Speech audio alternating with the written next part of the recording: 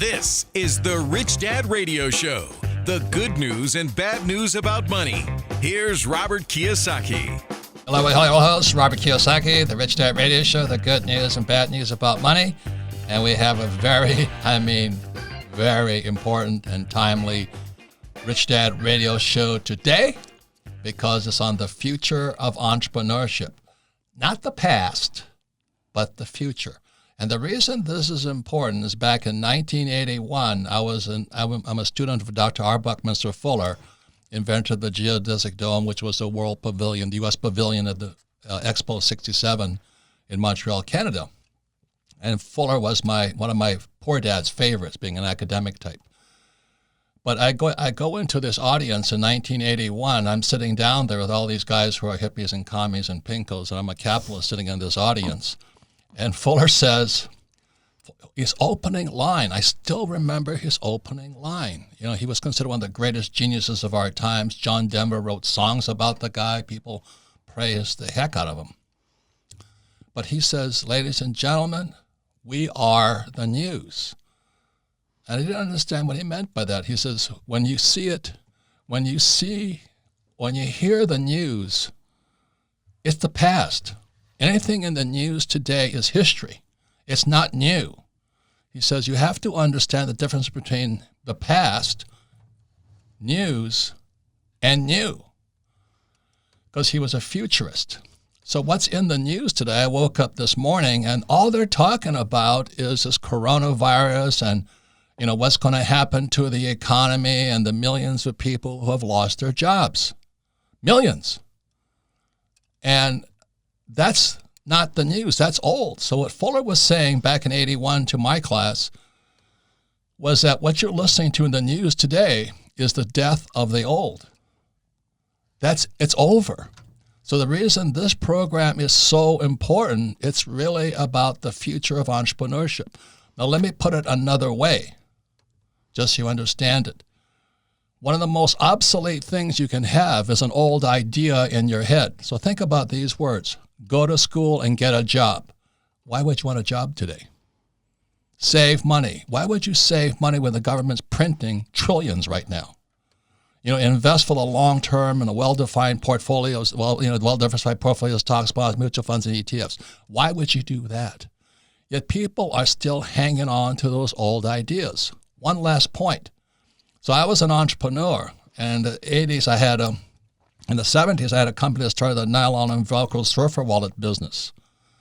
And I became, my products became sporting goods product of the year and all this stuff. And I made the Honolulu newspaper saying, Robert Kiyosaki is an entrepreneur. And my poor dad called up and he says, did you hear what the paper said about you? Did you read that? I said, what they say? He says, they called you an entrepreneur. Now this is my father was head of education for the state of Hawaii, PhD. I said, what does entrepreneur mean to you, Dad? It means you're a crook. So today, when you think about it, it says, and you take too much risk, typical Japanese father. But think about it today. The riskiest thing you can be today is an employee. The smartest thing you can do is be an entrepreneur. The problem is our school system's still teaching people to be employees. And that's the biggest risk of all. Any comments, Kim? Well, we've always said here at Rich Dad that the future is entrepreneurship. And if you want to really be financially responsible, then entrepreneurship's the way to go. And we see that as the solution. We've always seen it as a solution, but even more so today than ever, given this virus and given the shutdown that's happening all over the world.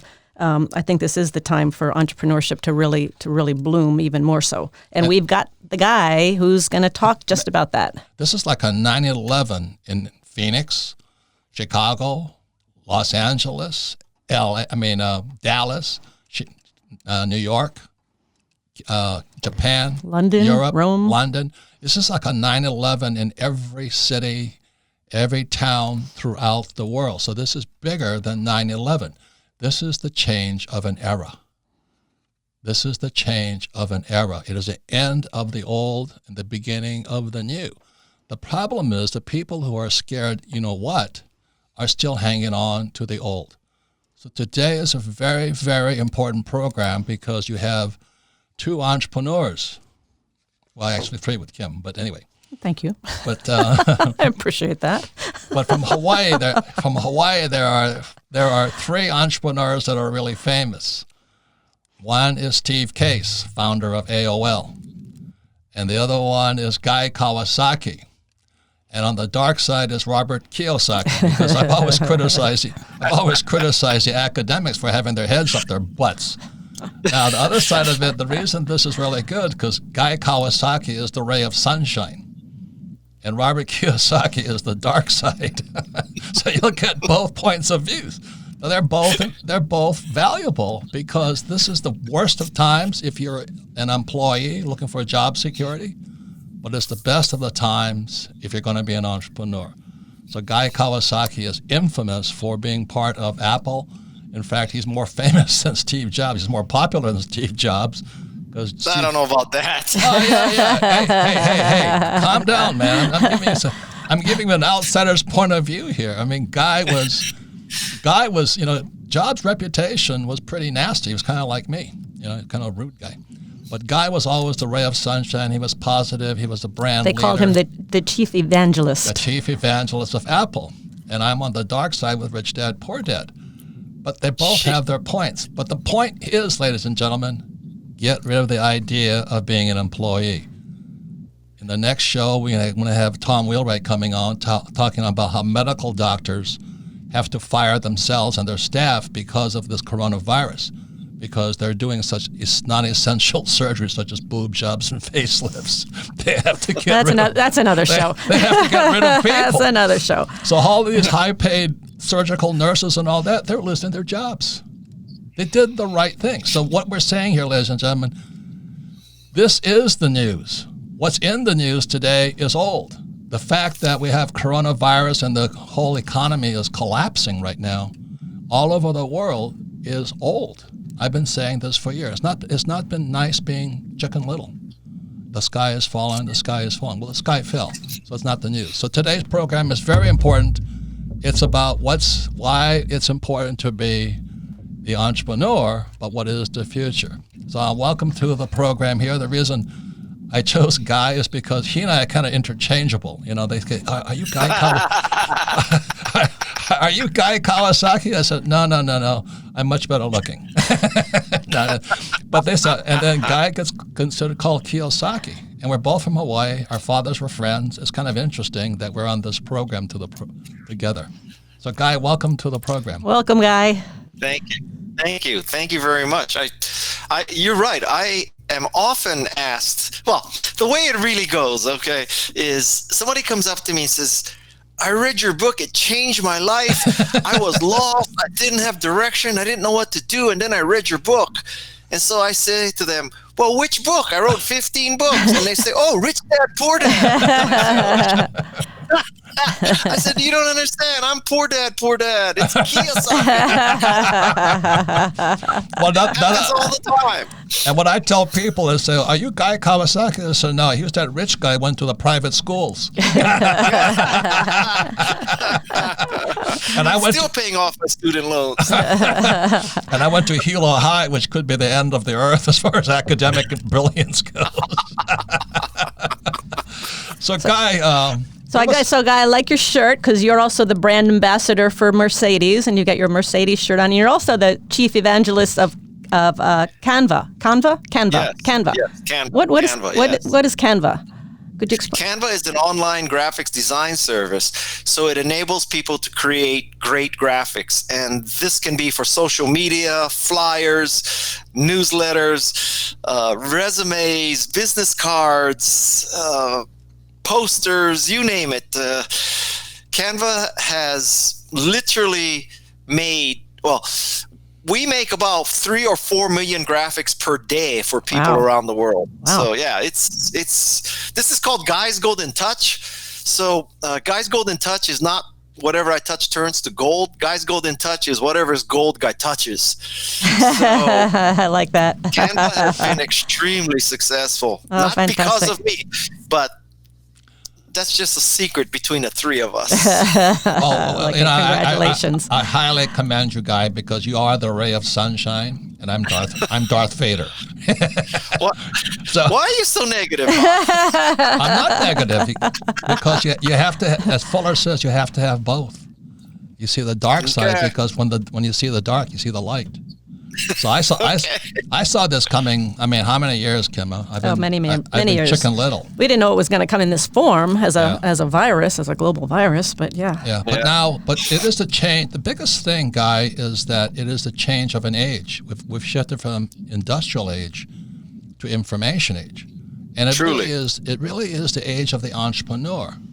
Because everybody's sitting at home right now. I mean, there goes a commercial office building business. There goes home loans are going to get blown apart, and everything's coming apart right now.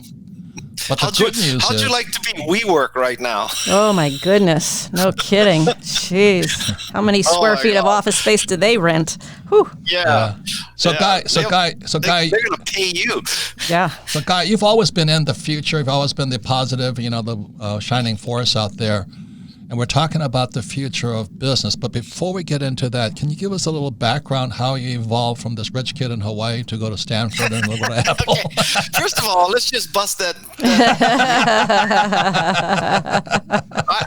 I was born and raised in Kalihi Valley. Oh, my God. And for those people who are not sufficiently familiar with Hawaii, Kalihi Valley is a very, very tough part of Hawaii. You don't look Samoan. You don't look Samoan or Tongan. It was Samoan, Hawaiian, Chinese, Japanese, Filipino, you name it. But it was not Scottsdale, Arizona. Touche. I went to a public elementary school, and one of the people who literally changed the course of my life was an elementary school teacher who told my parents that I had too much potential and get me out of the public school system and put me into a private school that was a prep school for college. And if she had not convinced my parents to do that, and if my parents had not made the sacrifices to make that possible, I would be cleaning Robert's house in Hawaii right now. So kudos to that elementary school teacher. So I listen, I was born and raised in Hawaii. I went to Iolani. That's the school that Robert and Barack Obama could not get into. And then after that, I went to college so long ago. Back then, Japanese American was considered an oppressed minority. So the only reason why I got into Stanford is because I was Japanese. And back then, people, schools admitted Japanese to balance their racial profile. So I went to Stanford, and then I went to law school for a couple weeks. I hated it. I dropped out. I went and got an MBA from UCLA. And while I was at UCLA, I started, believe it or not, working for a jewelry manufacturer, counting diamonds. Ooh. I stayed in the diamond business for about 5 years. And then because of nepotism, someone that I went to school with at Stanford hired me into Apple in the Mac division, and the rest is history. I was Macintosh's software evangelist. And then I became an entrepreneur. I returned to Apple. Then I left Apple again. And now I am chief evangelist of Canva, Mercedes brand ambassador, podcaster, and, father. Well, congratulations. And author of many, many, many books. You came out with the book Wise Guy last year. What is Wise Guy? I love the title, Wise Guy. So, Wise Guy, it's kind of like Chicken Soup for the Soul, where it's filled with stories that have wisdom and lessons behind it. Chicken Soup for the Soul is contributed. I mean, many, many people have sent their stories. Wise Guy is just my stories. And it talks about growing up in Hawaii, getting robbed twice in Hawaii, all those kind of stories and how they formed my character. It's not a autobiography or a memoir, because quite frankly, I haven't been that successful. A memoir is for Nelson Mandela and Mother Teresa, not Guy Kawasaki. So it's just a collection of stories of my life that I think have lessons for people.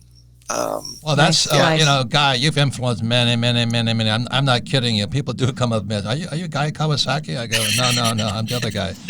I'm the dark side. But anyway, let me ask you this question: when you look at the future of entrepreneurship, I mean, wouldn't you say when we were kids, to be an entrepreneur was to be risky, but today Yes. the risky thing is to be an employee? Yeah, well, back then, I'm talking about I was in high school and college in the 70s and 80s. Especially if you're Asian American, your parents wanted you to be a doctor, lawyer, or dentist, right? That was the big three. And all those guys went to Iolani. That's what happened. Yeah. to them. and At this Hilo High, is before Apple and before Steve Jobs. And so people wanted, a nice, steady job. And if you weren't doctor, lawyer, or dentist in Hawaii, then you worked in the tourist business or retailing. Thank God for people like Steve Case who busted that stereotype. Right. And then, for me, if you graduate from Hilo High, you could drive cane trucks and work for the pineapple industry, which I did both because that's all we could do. Yes. So anyway, really congratulations. By the way, your father was Duke Kawasaki, right? Yes, he was. And he and my dad were good friends. I didn't realize that after I talked to you about that. Yeah. We have a good lineage, at least on that end. So, but anyway, when we we're now. Wouldn't you say, Guy? We're now officially, as bad as it looks. Right now there's a book by Jared Diamond called Collapse, which I've read because I'm the dark side. When does an empire shift? And we're in the middle of it right now, and people are going backwards and forward. But I see the future so bright. I've been pessimistic, but I was preparing for the brightness. And so what I want to get into with you, wouldn't you say we're in that age that everybody was talking about now? We're finally in the information age. Steve Jobs and all these guys, they were the leaders in it at the time. And they brought us into this. I would say that you can't build a case that this is good that we're having this pandemic and people are dying because of the suffering and all the trauma that it's causing. But it is definitely going to be a turning point in the history of mankind. It is. Yep. I think that for an entrepreneur, or first of all, let's define entrepreneurship, because I think many people, when they hear the word entrepreneur, they think, oh, I have to be Steve Jobs, I have to be Elon Musk. I mean, I would make the case that someone who starts a store, a shave ice stand, a restaurant, a consulting firm, someone who starts, a surfboard shaping business. Hey, Guy, how about this woman who's a babysitter in our neighborhood? She's cleaning up. Yeah, because everybody's tired of their kids. Let's first bust the myth that you have to be Steve Jobs or Elon Musk to be an entrepreneur. That's simply not true. So entrepreneurship is more a state of mind, and it's about controlling your own destiny. Right. It's about being responsible for your own destiny. You're not depending on the government. You're not depending on a large company to employ you for 30 years, contributing to your 401k, and then finally, you get to retire and sail off into the sunset. And I think the turning point here is that when this is over, and it will be over, people are going to look back and say, you know what? Now I realize that telecommuting is possible, and companies are going to say, wow, we realize that people were just as efficient working at home as they were coming to our office. And people are going to also realize that, wow, it was efficient working at home, and I could have started a company at home, and telecommuting works, and all this digital stuff is working. And that you and I speak a lot, right? And I've told many conference organizers, listen, so if you have a conference for 500 to 5,000 people, if you're in the first 5 or 10 rows, you're looking at Robert or Guy live. But after the 10th row, everybody's looking at the image on the screen. Right, that's right. So what difference does it make if it's an image of someone at the podium or if it's an image of someone 3,000 miles away. Most of the people in the audience are looking at the image anyway. So, that opens up a whole different way of approaching public speaking. Yeah, of course, we have friends who have companies that are public speaking companies, and that's exactly what they're looking at going towards. Instead of canceling all these programs, let's do them online. Let's figure out how to make this technology more beneficial and more effective. And Guy, I'm one of those Technosaurus Rex. Yes, he is. I can vouch for that. I just found the iPhone finally, but oh my God! But I also think. Wait. We need to move on. But I just found YouTube. That's how bad I am. But anyway, I still have YouTube channels. I have higher ratings and all that. Not because I'm a techie, but because I'm an entrepreneur. Yes. So I want to come back into what's the mindset of an entrepreneur. You've touched on it. It's really a mindset, but it's also a skill set. And the average person doesn't have the mindset because they're still looking for job security, and they don't have the skills of an entrepreneur. So we come back, we've been going more into what is the future of entrepreneurship, because during this crisis, or as Fuller says, this is the news. What happened is the past. This is the news. And it's time for us to become entrepreneurs. We'll be right back. Welcome back. Robert Kiyosaki, the Rich Dad Radio Show, the good news and bad news about money. And today's program is a very important program. It's about the future of entrepreneurship. And the reason why this is an important program, as I said at the start of the last section, in 1981, I was a student with Buckminster Fuller, and his opening line was, he says, "We are the news." So what I'm saying today right now is we are the news. He says, what you read in the paper is the death of an old. So today, most of us are listening to, the pandemic and the collapse of the economy, people losing their jobs and all that. But that's the old. And what's old is the idea of going to school, getting a job, saving money, and investing for the long term in the stock market. That's old advice. But people are clinging to that. People are still looking for job security and a steady paycheck and a pension. And those days are gone. So I've been the dark side of the moon, saying, hey, get off of it. Those days are gone. We're end of all this. So our guest today is Guy Kawasaki. Is infamous for being Guy Kawasaki. He and I get confused a lot, and which is a good thing. We're both from Hawaii. He was a rich kid and I wasn't, and he went to a good school and I didn't. But other than that, we did okay, And we're going to talk. And so I'm going to give the pitch here. You can listen to the Rich Dad Radio anytime, anywhere on iTunes, Android, or YouTube. Things I know nothing about. And then you can leave a review anytime you wish to listen. The reason I don't know anything about them is because I'm an entrepreneur. I don't have to know that stuff. That's kind of an attitude problem I have. And then you can listen to this podcast again on Rich Dad Radio. The reason we archive it and rebroadcast on Rich Dad Radio is so you can listen to it again. You'll learn twice as much. You listen to it a second time. But more importantly, you can listen with your friends, family, and business associates about the future of entrepreneurship. Because what you're hearing in the news today, and this is March 2020, about the pandemic and the collapse of the world economy, like a 9/11 in every city throughout the world, this is the best time to be alive. This is the future today. We say never let a good crisis go to waste, and this actually could be a great option. I'm sure it's an eye-opener and a shock for a lot of people who never thought they were going to lose their job overnight, and now they are, and they're panicking and they don't know how they're going to make money.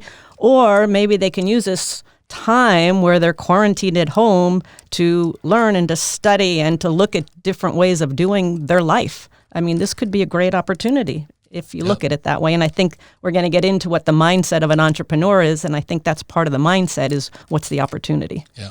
So our guest today is Guy Kawasaki. It's always Kiyosaki and Kawasaki. Sometimes I get mixed up myself in my old age. But anyway, so Guy has always been the light side of the moon, and I've been the dark side of the moon, but he's on the technology side. And what I'm saying to you old guys like me, you don't really have to be a techie if you're an entrepreneur.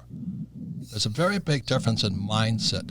So today we're talking about the future of entrepreneurship, because what we've been dealing with in the news today about this pandemic is the death of an old.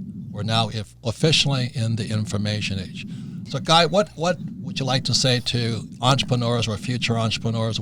How do you see the future? And if anybody does not know who Guy Kawasaki is, which I cannot imagine, he was the chief evangelist of Apple. We all know Apple. He's the chief evangelist today of Canva, which is a great graphics company online, and brand ambassador for Mercedes-Benz, author of many books, the latest being out last year called Wise Guy. So, Guy, take it away. Yeah. So first of all, let's get one immediate priority straight. It is to be healthy and to be safe. So this is about social distancing and washing your hands and all that kind of stuff. Because Robert and I, we can talk about the future of entrepreneurship and all that, but there's no future if you're dead. So good point. Take care of yourself, first of all. Now, this too shall pass. And one has to put yourself in the framework of, so when this passes, what are the opportunities?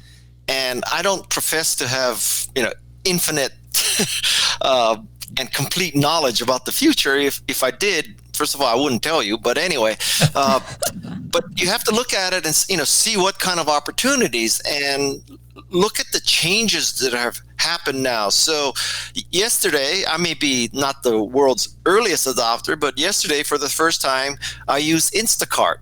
And somebody did shopping for me and dropped it at my house, and he didn't come within 6 feet of me. And then people are embracing Zoom, and my kids are now taking classes for the rest of the year, probably online, and they're all on iPads. And so all these kind of things, this is forcing a change. I have not driven in my car for a week. Oh. And the only thing I've done is ride a bike for a couple miles to see what downtown Menlo Park is like. And so these are things that if you had said to me 6 months ago, Guy, you are not going to leave your house for a week, I would have told him you're crazy. This is a time of great change, and usually great change creates great opportunities. And it's difficult to predict what the opportunities are, but I mean, just look at all the changes that we've gone through. Guy, let me ask you this question. Could this have happened in the year 2000? Could we be doing what we're doing today in the year 2000? In the sense of, would the technology have been adequate back then? Was there iPads? Was there iPhones? Was there Zoom? Was there YouTube? Well, and was there fast internet? I mean, you were probably still on AOL back then. What is you AOL? were probably on CompuServe. We weren't. You had just gotten rid of your telegraph. On satellite phone. Yeah. But I still have Morse code in my head.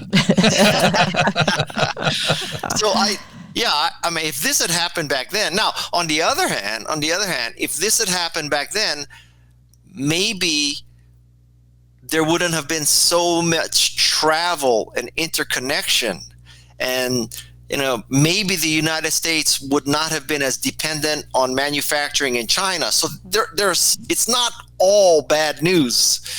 There could have been less connectivity, analog and digital, that might have prevented the spread of the disease, because people weren't getting on Airbus 380s and people weren't getting in mega cruise liners. So that probably is different. Well, the point here is that what we're doing today wasn't possible 20 years ago, 9/11. Yes. And this is like 9/11 in every city throughout the world. I mean, and the other way I look at it is that, Guy and I are of the generation was right after World War II. And, being Japanese was probably the worst thing we could be.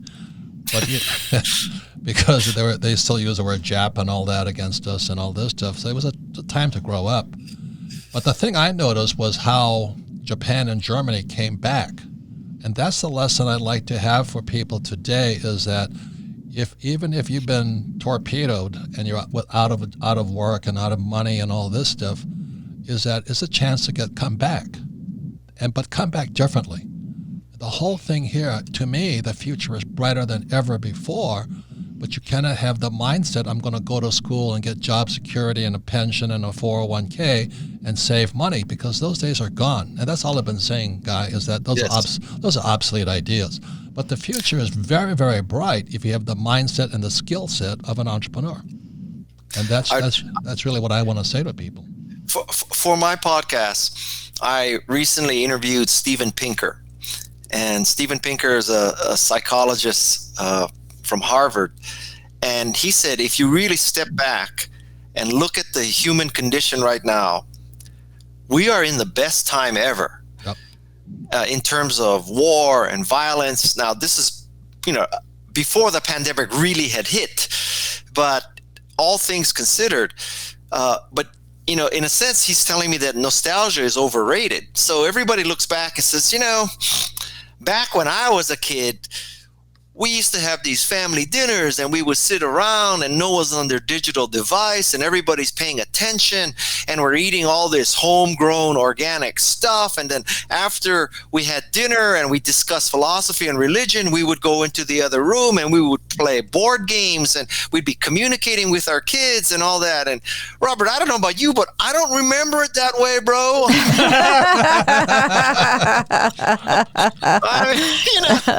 It was like, wow, once in a while we had spaghetti or stew, and that was a big freaking deal, man. Nostalgia is overrated. But anyway, so what are you doing? I mean, how are you optimistic about the future? Well, you're actually in it right now. An optimistic person, but aren't you already in it right now? You're already there with Kava and all that stuff. But I've been at Canva for 6 years, so I think that when we look back, how would you like to be Instapress? I'm sorry. You know what I mean? You're already in. Your mindset's already in the information age. You're already an entrepreneur in the information age. Yeah, that may just be in DNA, or maybe I hung around Steve Jobs enough. I have. You know how people say they reinvented themselves as if that's a really conscious decision?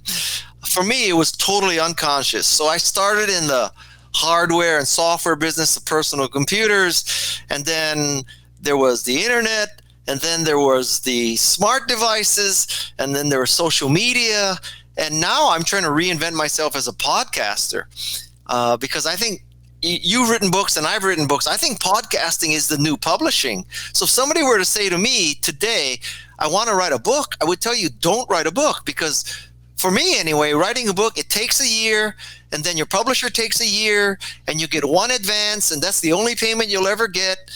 And once you finish the book, after a year, you turn it into your publisher and it's frozen. It's done. You're never going to revise that book again.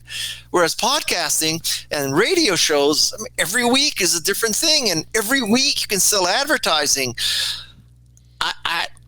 Although I've told myself this 14 times before, I'm never going to write another book. Well, let me ask you this, Guy. Let me ask you this. So somebody's sitting at home right now. They've lost their job. They realize how dependent they were on this job and job security, and they're starting to think differently. What would you say to them? Oh, okay. First of all, I would think about the health, your health. Secondly, in the short run, it's going to be a very difficult time, right? So I read someplace that, on average, Americans have like $500 in savings. They have like less than a month of expenses. Right. They have less than a month of money to pay for expenses. And so this is going to be a difficult time. And I don't think we should underplay the fact that, it's not all hunky-dory, kumbaya. Well, entrepreneurship never has been. Yeah. So one of it is just pure survival for a while, but then, you will survive. And then, what do you do? And I think you need a conscious plan to say that, okay, so I cannot depend on a large company to carry me through.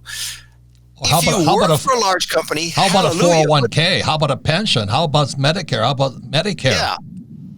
So I think, and I mean this in a positive sense, that you have to look out for number one. You cannot depend on the government or a large company to take care of you. And it's about efficacy and independence.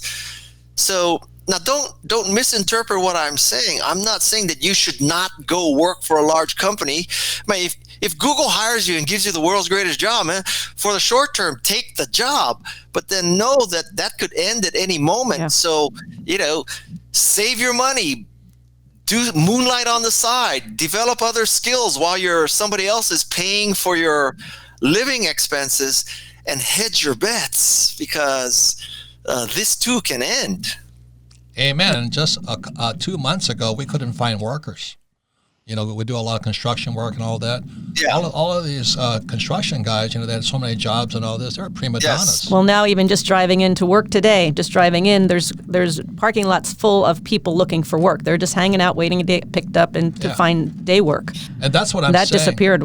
That was gone years ago. But the point that you know, Guy, I'm a professional investor is what I do. The markets crash. They come down like, you know, they say the bull goes up the stairs and the bear goes out the window.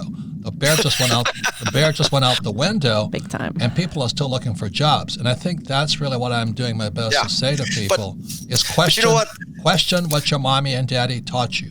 Go to school, get a job, save money, and invest for the long term in a well-diversified portfolio of stocks, bonds, mutual funds, and count on a government pension. That was my dad. Mm-hmm. And that's why he was poor. PhD. Yeah. You know, I think there's a myth that the path to success in life is a straight and narrowly defined path, right? So you go to the right school, you get the right job, you know, and all that. And I would say that if you look at most successful people, it's a very jagged path. You know, Guy Kawasaki, he goes to law school and drops out after 2 weeks. He starts counting diamonds, and from counting diamonds, he goes to Apple, and from Apple, he goes to a software company, and software company, you know, he goes to another software. I mean, I've had a very jagged path, and none of it was planned. So we need to bust the myth that, you know, you're going to sit there and you're going to plan your life. I mean, I'm not saying you should be rudderless, but to think that you're just going to plot this path and it's going to be straight and narrow and easy, that is just not going to happen. Well, given this coronavirus, I mean, it's such a game changer. Nobody could have predicted it. If you said, you know, here's my 5-year plan, and then this happens tomorrow, the plan changed.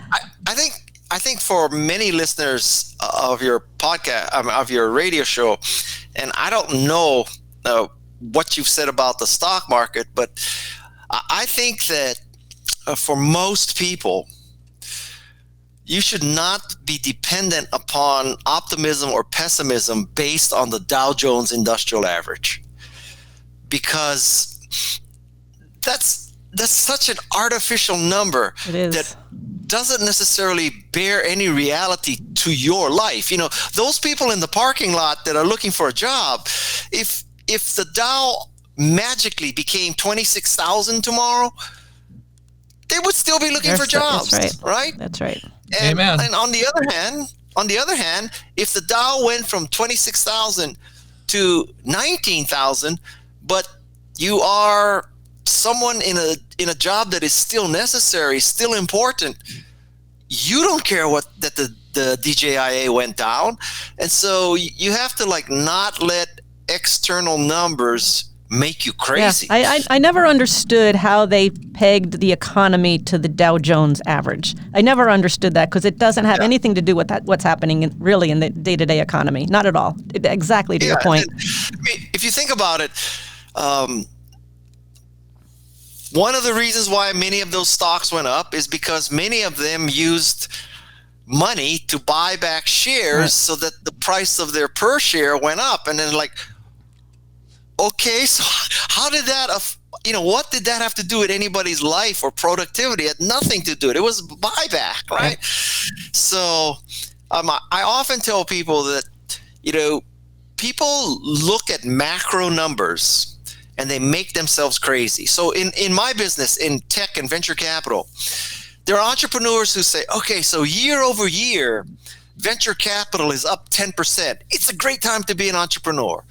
The opposite also happens. They say year over year, venture capital investment is down 10%.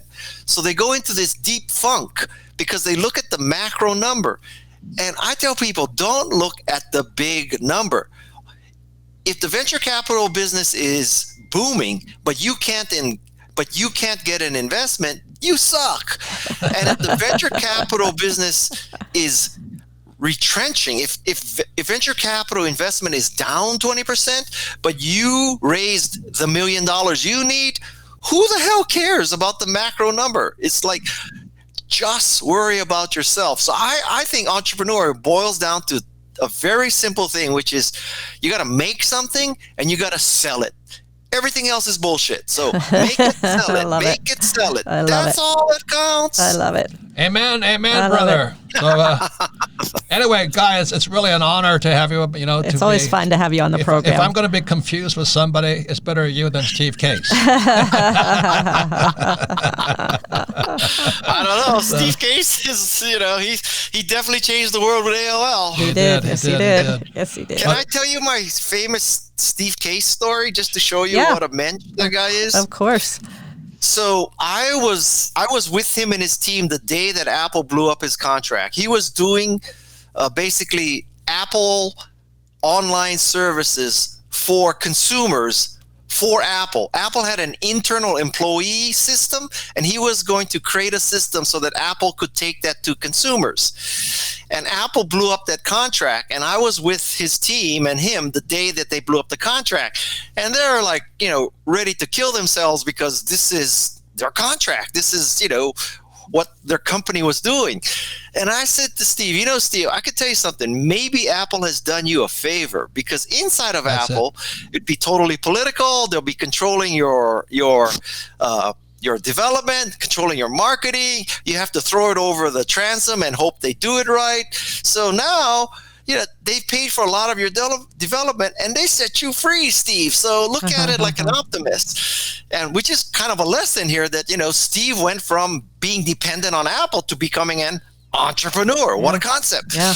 And so he says, Guy, why don't you do some online conferences? Why don't you do some consulting for us? I said, okay, Steve, let's do it. So he started paying me like $2,000 a month, and I was doing online conferences. And then after a while, AOL took off. I wasn't doing the consulting. I wasn't doing the conferences. I see him 2 or 3 years later at a conference, and he says, Guy, are we still working with you? I said, no, Steve, I did it for a while, but then there was nothing more to consult on. And he says, are you still going conferences for us? I said, no, Steve, because you guys reached critical mass. It wasn't really necessary. So, I'm not even doing conferences. Then he says, Guy, did we ever give you any stock? I said, no, Steve, but, I didn't really help that much. So don't worry about it. He goes, no, Guy, I said I'd give you stock. I'm going to give you stock. So he gave me a couple thousand shares of stock. And that story in the Bible where you had 5 fish and 5 loaves and it fed everybody? Those 2,000 shares of early AOL stock, it split. It went public and all that. And oh my God, like I have a statue for Steve Jobs, and every time I come to my house, I go, thank you, Steve. Thank you, Steve. And so I tell you this whole story because I think it's an illustration of the character of the man, that years later, he did not have to give me that stock. I would not have held it against him. And that stock turned into literally millions of dollars. So that's my Steve Case story. Oh, that's a great story. That's a great story. That says a lot about him. But most important, Mr. Kawasaki, congratulations. Your attitude, your sunshine, your positiveness shines throughout the world. I'm gonna like rub it into Robert here. Rub it into him. So thank you very much. I'm just the dark side.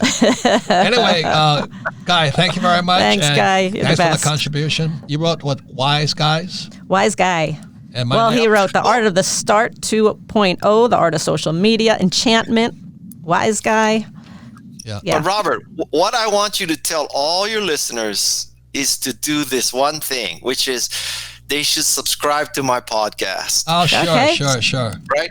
So my podcast is at remarkablepeople.com, and it interviews people. I interview people like Margaret Atwood, Jane Goodall, Steve Wozniak, Steve Wolfram, Andrew Yang, Shane Claiborne, just the most remarkable people, and they will learn from these interviews how to be a remarkable person. And someday I want to interview you because I consider you remarkable. Remarkablepeople.com. Okay, we will send that out. Yep.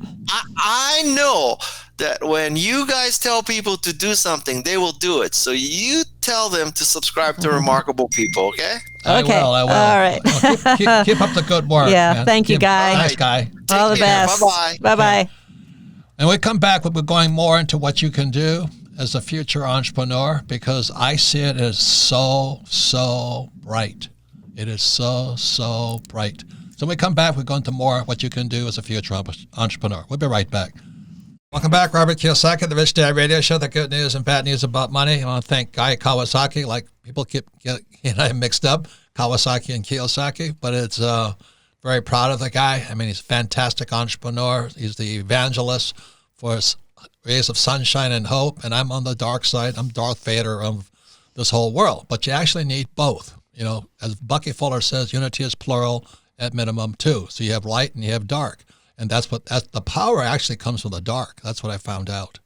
And that's actually being realistic. Yeah. I mean, it's being realistic. You can't just be you just can't have just optimism, and you can't just have pessimism, but you got to have that balance. I look at this crash as the best thing because we're prepared for it. But anyway, you can listen to the Rich Dad Radio program anytime, anywhere on iTunes, Android, and YouTube, and leave us a comment when you listen to this program. And you can listen.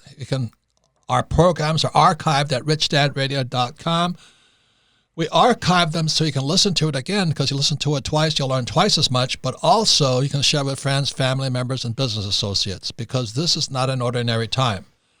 As I said earlier, what's in the news today is the death of the old. This pandemic, which is March 2020, is old. It was coming. I mean, I hate to say I told you so, but I told you it was coming. And now if you didn't prepare for it, well, I can't do much for it. And we didn't know it was going to come as a virus. We thought there was other factors that were going to drive this, but now we're here one way or another. Nazim Taleb calls it the black swan. There's always these black swan events. 9/11 was a black swan event. We didn't prepare for it, but we knew something was coming. But the biggest point here is this. This is an evolutionary change. This is a transformational change. And so Guy Kawasaki is perfect because he is really in the tech world. And you can ask anybody in my company. I'm a Technosaurus Rex.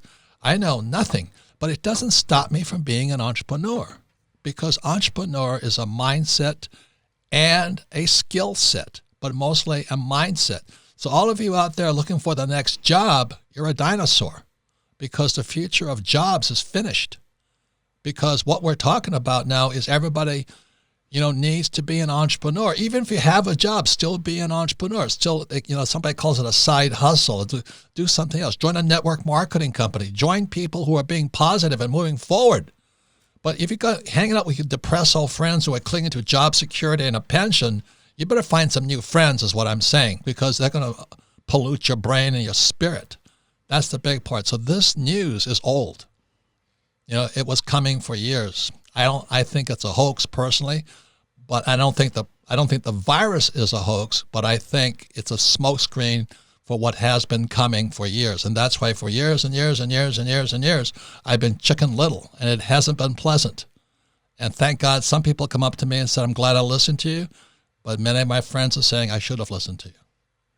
Well, I'm saying that's the past. Let's move on. Any comments, Kim? Well, that is true, because we have had many people come up and say, thank you for what you've been teaching, because now I have a business or I have investments and I'm going to be okay through this whole thing.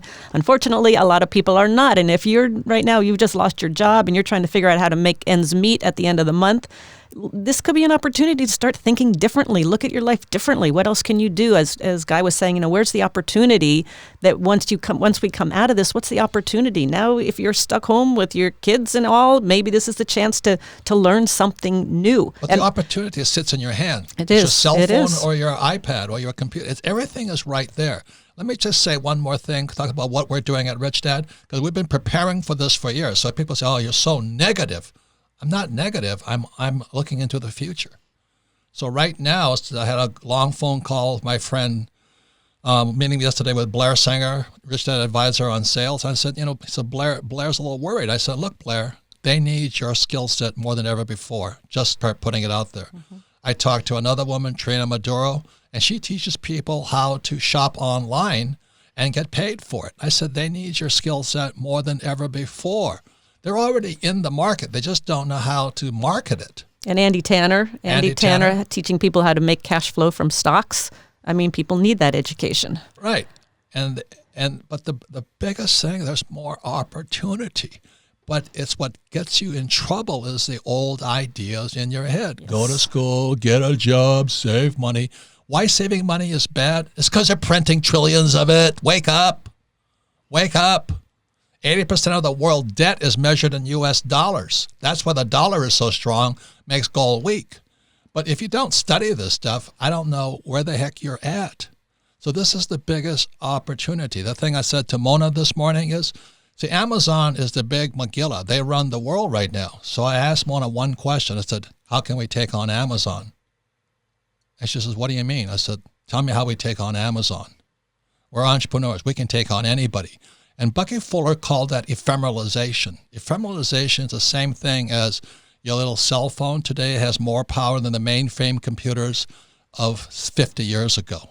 You have more power in your hands today, but if your brain doesn't have any power and you're still looking for the job security and a pension, I think you're as obsolete as a Tyrannosaurus Rex.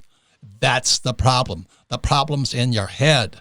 And I know I'm sounding like a pessimist, which I have for years, but the pessimism allows me to see a brighter future. This is the end of the industrial age. We're in the beginning of the information age. There's more opportunity than ever before, but you've got to change the way you think, your attitude, and your friends. Thank you for listening to the Rich Dad Radio Show. Thank you to Guy Kawasaki.